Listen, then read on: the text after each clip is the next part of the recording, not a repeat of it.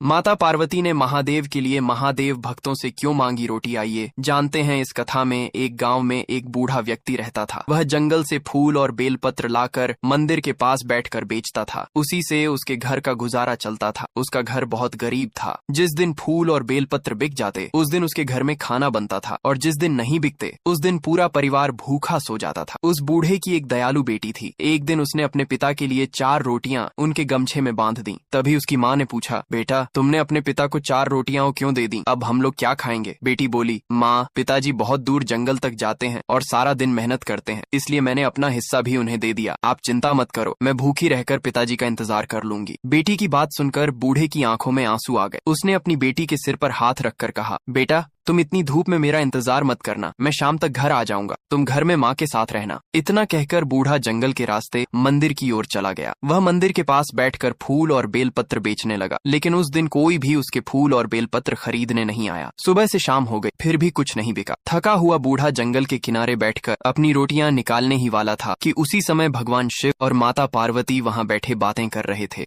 माता पार्वती ने उस बूढ़े को देखकर कहा, प्रभु आप अपने भक्तों को इतना कष्ट क्यों देते हैं? यह कितना गरीब है, इसकी बेटी भूखी रहकर अपने पिता का इंतजार कर रही होगी, आप इसे धन क्यों नहीं देते? भगवान शिव मुस्कुराकर बोले, देवी मेरे भक्त को गरीब मत कहो, मेरे भक्त का दिल बहुत बड़ा है। उसके पास भले ही धन न हो, लेकिन उसके पास दया और उदारता का खजाना है। माता पार्वती बोली, प्रभु मैं आपके इस भक्त की परीक्षा लेना चाहती हूँ। भगवान शिव मुस्कुराकर बोले, तुम्हें तो बस भक्तों की परीक्षा लेने का बहाना चाहिए। तभी माता पार्वती भिखारिन का रूप धारण करके उस बूढ़े के पास पहुंची और बोली, बाबा मुझे बहुत भूख लगी, क्या आप मुझे खाने के लिए एक रोटी दे सकते हैं? बूढ़े ने तुरंत कहा, क्यों नहीं माता, मेरे पास 4 रोटियां हैं, मैं आपको 2 रोटियां दे देता हूँ। उसने अपनी रोटियों में से 2 रोटियां भिखारिन को दे दी। फिर भिखारिन बोली, बाबा मेरे घर पर मेरा पति भी भूखा बैठा है, क्या आप बाकी की 2 रोटियां वो भी दे सकते हैं? मैं उन्हें भी खिलाना चाहती हूँ। बूढ़े ने बिना सोचे समझे अपनी बाकी की 2 रोटियां वो भी दे दी। अब उसके पास खाने के लिए कुछ भी नहीं बचा था। वह नदी के किनारे गया, वहाँ से कमल का फल निकाल कर खा लिया और नदी का पानी पीकर संतुष्ट हो गए। तभी भिखारिन के रूप में माता पार्वती ने कहा, बाबा आज तुम मुझसे जो चाहो मांग लो, मैं तुम्हें देने के लिए तैयार हूँ।